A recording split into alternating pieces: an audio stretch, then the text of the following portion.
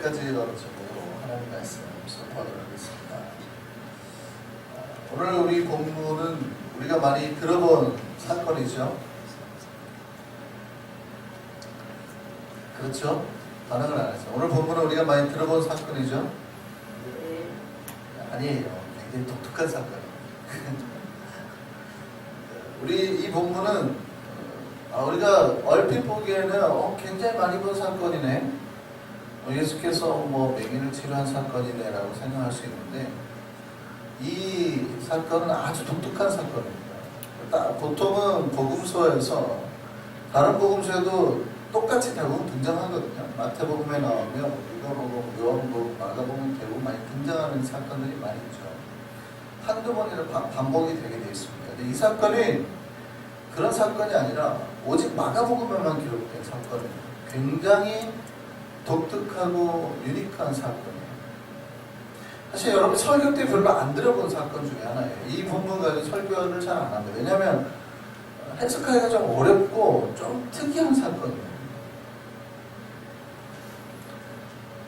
벳세다에서 일어난 사건인데, 벳세다는 갈릴리 지역 약간 위쪽에 있는 도시죠.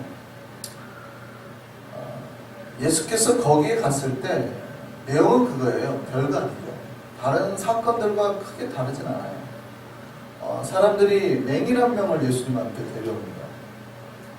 그리고 이 맹인을 낫게 해달라고 구한 거예요. 근데 이때 그 다음에 예수님의 행동이 좀 독특한 겁니다.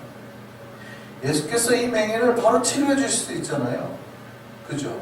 바로 치료할 수 있는데, 이 맹인을 바로 치료하지 않고 그 마을 바깥으로 데리고 갑니다. 사람들이 우르르 따라왔겠죠. 그 다음에 예수께서 이 맹인을 치료할 때, 그 다음이 더 특이한 거예요. 바로 치료해 주시지 아니하고 두 번에 나눠서 치료를 합니다. 그것도 기도 가운데만 치료한 게 아니라 눈에다 침을 퇴 뱉고, 그 다음에 안수를 하시고, 잘 보이니? 그랬더니 뭔가 좀 흐릿하게 보입니다. 그때 좀 이따 다시 또 한 번 더 안수를 했더니 그제서야 이 사람의 눈이 밝히 보이게 되는 그런 사건이죠. 물론 이와 비슷한 사건이 요한복음 9장에도 나오긴 하죠. 이거는 우리가 잘 알고 있는 사건. 예수께서 한 맹인을 만나서 진흙을 이렇게 들어서 침을 탁 뱉고 진흙을 이렇게 해서 눈에 발라주고 실로암에 가서 씻어라. 여기 이제 사건이죠. 우리가 잘 아는 사건. 같은 사건이 아니에요. 다른 사건입니다. 그런데 왜 이 벳세다 사건이 조금 독특하고 유니크하냐? 의미가 있어요. 이 사건이 중요합니다. 왜 예수님은 한 번에 고치지 않으시고 두 번에 나눠서 안수를 했을까? 첫 번째는 왜 바로 보이지 않고 그냥 눈이 흐릿하게 사물만 식별할 정도로 눈을 이 사람이 보게 됐을까? 이에 대한 질문인 거예요. 예수님의 능력이 떨어진 거 아닌가? 벳세다라는 지역에 갔을 때 갑자기 예수님의 능력이 약해져서 갑자기 한 번에 해결하지 못하고 두 번에 막 이렇게 해야 되는 그런 일이 발생한 거 아닌가? 왜 그랬을까요? 이게 이제 굉장히 이 본문 사건의 좀 어려워요. 왜 갑자기 예수님은 보통 말씀으로도 고치시고 그냥 고치시잖아요. 말씀으로도 그냥 고치시고 죽은 자도 살리시고 때로는 한 번에 이렇게 고치시는데 왜 갑자기 이때는 한 번에 못 하시고 두 번에 나눠서 하셔야 되고 일부러 그렇게 하셨을까? 이에 대한 의문인 겁니다.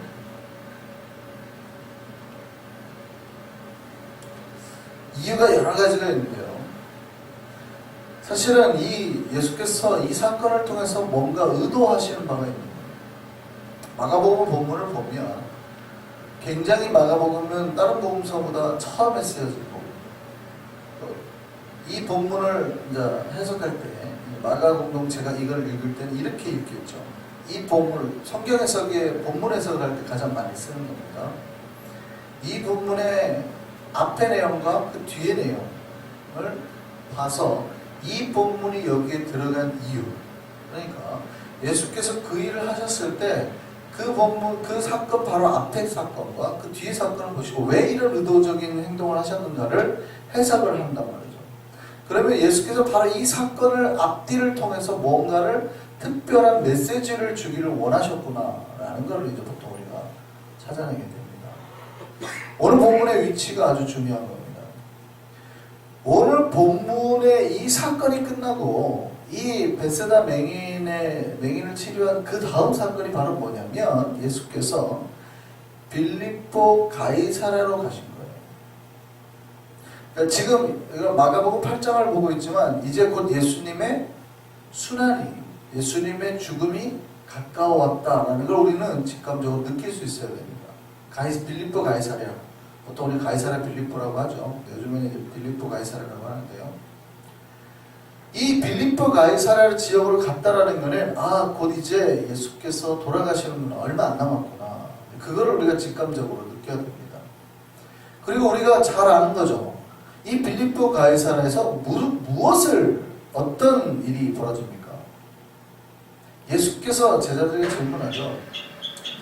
세상 사람들이 나를 뭐라고 생각하니? 라고 질문합니다. 그때 제자들이 뭐라고 그래요? 엘리야요, 선지자 중에 한 명이에요. 이렇게 대답합니다. 자, 그럼 예수님이 그런 거예요. 그러면은 걔네는 나를 오래 못 봤으니까, 세상 사람들은 나를 오래 못 봤으니까. 그러면 3년 동안이나 나를 보고, 내 기적을 보고, 내가 한 것들을 보고, 내가 말한 것들을 들은, 너희는 나를 어떻게 생각하니? 라고 질문을 바꾸시죠. 근데 그때 제자들이 뭐라고 대답합니까? 아무도 바르게 대답하지 않습니다. 아무도 그들 중에 예수를 제대로 본 사람이 없습니다. 그때 베드로가 나서서 이렇게 말하죠. 주님은 그리스도입니다. 그리고 살아계신 하나님의 아들이십니다. 그리스도라는 말은 하나님께서 이 땅을 구원하기 위해서 보내신 자죠. 메시아라는 뜻입니다. 같은 말이에요. 원래는 기름 부음을 받은 자라는 뜻이지만, 그러니까 하나님께서 이 땅을 구원하기로 보내신 그분입니다 라는 뜻이에요. 예수가 그리스도라는 말은. 두 번째 뿐만 아니라 단지 선지자 중에 한 명이 아니라 당신이 하나님의 아들입니다. 이 대답이 정답이었습니다. 근데 물론 이때 베드로의 고백도 본인의 의지나 생각을 했다기보다는 성령께서 하게 하셨다라는 말이 더 정확해요. 그래서 예수께서 그러죠. 이건 너의 고백이 아니라 성령께서 하게 하신 거야 라고 말하죠. 그걸 알 수 있는 게 뭐냐면 그 다음에 이 고백이 끝나고 난 다음에 베드로가 뭐라고 그래요? 예수께서 오늘 밤 네가 나를 3번 부인할 거야. 근데 뭐라고 그래요? 아니야. 그런 일 없어요. 바로 예수님께서 그럴 거라고 예언을 하셨는데도 불구하고 그 자리에서 대놓고 아니요, 그런 일 없어요. 제가 죽으면 죽었지. 저 그런 사람 아니에요. 저 우습게 보지 마세요. 저 그런 사람 아니에요. 제가 주님과 함께 죽으면 죽었지 절대 그런 일 없어요. 몇 시간 뒤에 바로 부인을 해버리죠. 그러니까 그때까지의 사실은 베드로의 고백을 봐도 뭐냐면 정확하게 예수가 누군지를 알아봤다라고 보기는 어렵다 이 말이에요.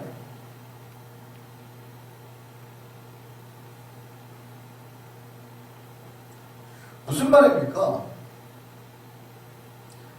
세상 사람들뿐만 아니라 예수님의 제자들조차도 예수를 잘못 바라보고 있다.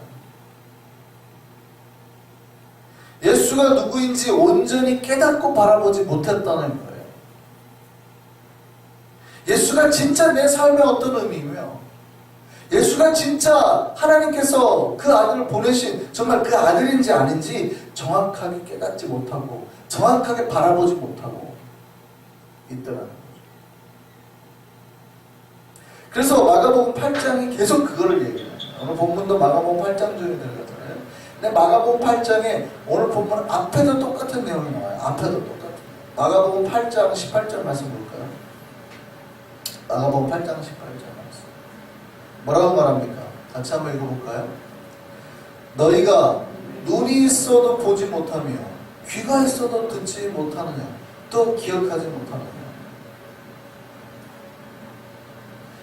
바로 20절부터 오늘 본문인데, 마가복음 바로 이제 14절에서 21절까지가 뭐 예수께서 뭐 떡을 가져왔냐 그랬더니 바리새인의 누룩을 조심해라 그랬더니 우리가 떡 없다고 생각하시나 보다 이렇게 그랬더니 예수님 그 말이 아닌데 못 알아듣네. 바리새인의 누룩을 조심하라고, 바리새인의 교훈을 조심하라고 이렇게 말을 하는데 이 말을 못 알아듣고 우리가 떡 가져왔다 혼내시나 보다 이렇게. 왜 어찌 이렇게 봐도 잘 못 알아들을까라고 지금 한탄하십니다. 너희가 도대체 보기는 봐도 깨닫지를 못하고 듣기는 들어도 도대체 무슨 말을 하는지를 모르는구나. 그러니까 예수가 누군지를 모르고 그런 떡이 없어도 기적을 일으킨 예수를 보고도 예수가 누군지를 몰랐다는 거예요. 여전히 이 땅에 우리가 먹고 살 거에 대한 고민으로만 가득하다는 거예요. 그러니 주님을 제대로 바라보지 못하는 거예요. 그러니까 이 사건 다음에 예수께서 그 다음에 이 베세다에 가서 맹인을 치료하신 사건이 나오는 거죠. 그러니까 이 본문, 우리가 오늘의 본문을 해석하려면 바로 이 사건, 앞뒤 사건의 내용을 가지고 봐야 된다는 거예요. 예수님의 제자들은 예수님의 수많은 말씀과 기적과 그런 여러 가지 능력을 보고도 예수가 누구인지 바로 알지 못했다는 겁니다. 그들은 흐릿한 예수, 막연한 예수. 그러니까 예수를 만나서 어느 정도 치료는 됐어요. 안수가 터치가 됐다 이 말이에요. 예수의 한 번의 터치를 받았는데 이 맹인이 터치를 받았는데 오늘 본문에 어떻게 됐대요? 완전히 캄캄한 사람이 눈을 뜨기는 떴는데 흐릿하게 보더라고요. 흐릿하게. 저게 보이느냐 했더니 뭔가 사람 같은 것만 보입니다. 나무 같은 것들이 왔다 갔다 하는 것 같습니다. 뭔가 형체는 보이는 거예요. 무슨 얘기입니까? 예수를 보기는 보는데 예수가 사람들 중에 한 명처럼 보이더라는 거죠. 그냥 흐릿하게 예수도 사람처럼 보이더라는 거예요. 내가 누군지 알겠니? 그랬더니 그냥 뭐 왔다 갔다 하는 게 보이네요.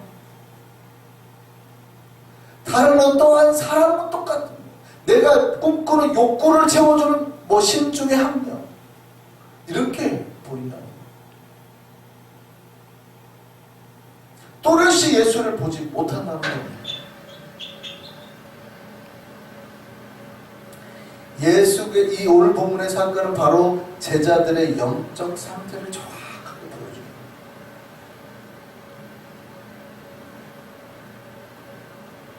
그런데 예수께서 두 번째 안수를 했어요. 그랬더니 어떻게 됐대요?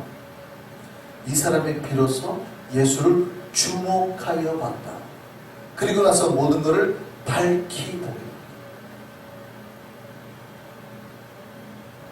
두 번째 터치가 필요하다. 이 사건이 있어야 그들이 비로소 예수를 온전히 따르게 되는 거죠. 제자들에게는 오순절 다락방 성령 사건이 두 번째 안수가 되겠죠.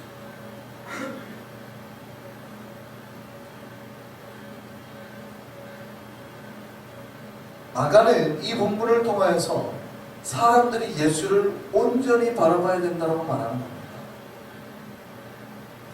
그러니까 사람들이 예수의 기적이나 또 말씀을 보고 듣고도 여전히 예수를 흐릿하게 보고 있고 여전히 예수가 그냥 다른 사람들 중에 하나, 신들 중에 하나 막연하게 흐릿하게 보고 있더라고요. 믿음을 그렇게 가지더라는 거예요.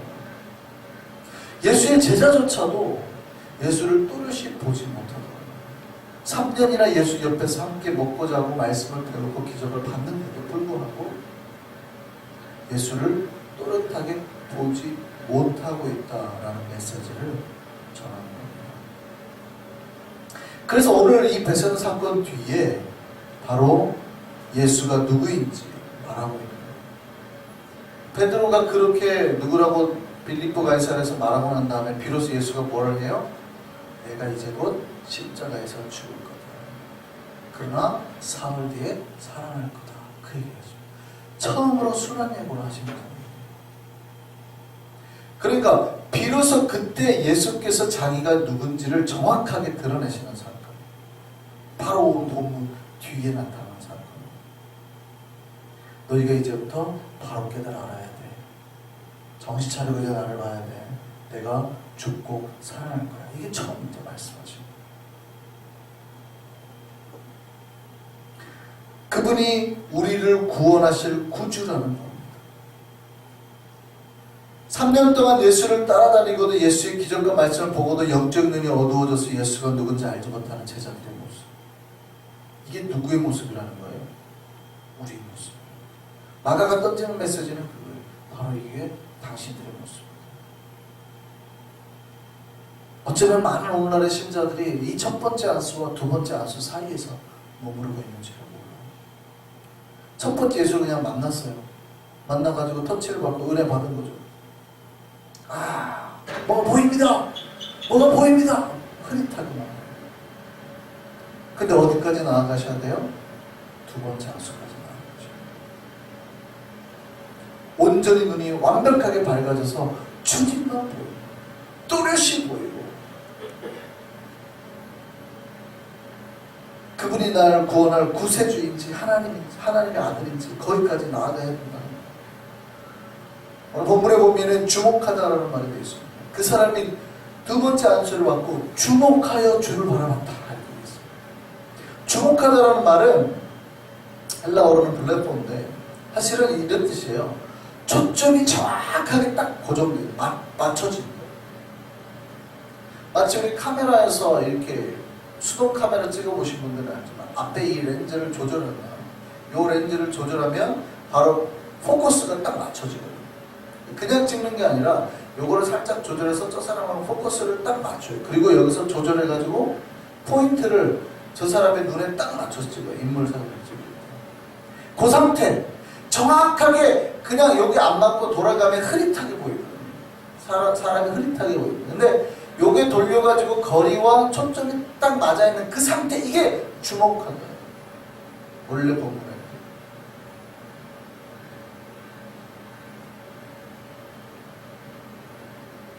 정확하게 초점이 딱 고정된 거.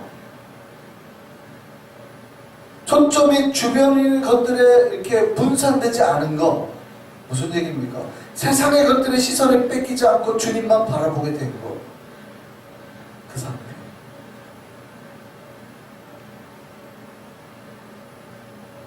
신앙은 뭐라는 거예요? 막연히 보는 거 아니다. 그 얘기하는 거예요. 그냥 대충 예수가 누군지 흐릿하게 보는 거 아니다.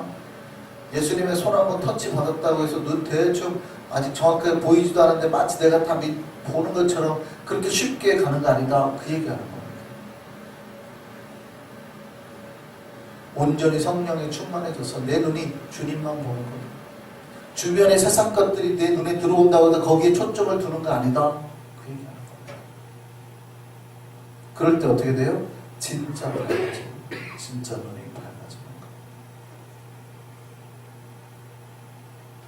정말 우리 한성의 백성들이 주님을 온전히 바라보고 주님께만 초점을 맞춰주고 그렇게 주를 향한 깨달음의 역사 일어나기를 소망합니다. 포기하지는 말으셔야 될 것이 뭐냐면 때로는 우리가 온전하지 못하잖아요. 사실은 이 맹인 같은 이 소경 같은 상태가 우리란 말이죠. 감사해야 될 거는 주님께서 우리를 첫 번째 안수를 하고 흐릿하게 보입니다. 가라고 하지 않으시고 그가 온전해질 때까지 터치하고 치료를 하시더라는 거죠. 이 사건이 우리에게도 그대로 일어남을 믿으셨으면 좋겠습니다. 주님은 우리가 온전해질 때까지 우리를 버려두지 아니하시고 끝까지 우리를 변화시키는 분입니다. 우리의 초점이 맞지 않아서 우리가 온전히 주를 바라보지 못할 때에도 우리를 버려두지 아니하시고 다시 안수하셔서 우리의 눈이 주를 온전히 바라볼 수 있도록 하시는 분이라는 거죠. 이걸 잊지 않으셨으면 좋겠습니다. 우리가 이 주의 사랑과 은혜를 잊지 말고 주변 사람들에게도 똑같이 이 사랑과 은혜의 역사를 하면 좋겠습니다. 그들이 온전히 주를 바라볼 때까지 옆에서 같이 기도해주고 안수해주고 그들이 온전히 주를 바라볼 수 있도록 소망을 잃지 않으셨으면 좋겠습니다. 우리의 연약함을 아시고 품어주시는 주를 믿고 주님께 나아갔으면 좋겠습니다. 이 성경이 가졌던 의미는 그거예요. 자기가 보지 못하는데 사실은 주변을 보는 사람들이 이 성경을 이끌어서 예수께로 인도해 갔다는 거예요. 이 사람에게는 이게 복이었어요. 하나님을 만나는 방법이 여러 가지가 있죠. 예수를 직접 찾아간 니고데모도 있고 예수님이 찾아가서 제자를 삼은 수동적으로 한 사람도 있고 근데 이렇게 어떤 사람에 의해서 어거지로 끌려서 나오게 된 사람도 있을 수 있죠. 그런데 이건 그 사람의 복이었어요. 어쩌면 누군가가 나로 인해서 그런 복을 누리게 될 수도 있습니다. 예수님은 이 사람이 온전해질 때까지 안수했듯이 우리도 그 사람이 온전해질 때까지 어쩌면 끝까지 복음을 선포하고 전도하고 해야 되겠죠. 그렇게 함으로 정말 나로 인하여서 다른 누군가가 온전히 예수를 바라볼 수 있게 되기를 소망합니다. 우리 각자도 마찬가지죠. 우리가 해야 될 바도 끝까지 우리의 믿음의 눈을 펴서 주님을 온전히 바라보는 겁니다. 아직은 어쩌면 우리 중에 누군가는 눈이 흐릿한 상태일 수도 있죠. 그러나 주님의 손길이 우리 영혼에 닿을 때 우리가 다시 초점이 열리고 주님께 맞춰지고 우리 눈이 열려서 온전히 주를 바라보게 될 날을 우리에게 허락하실 줄 믿습니다.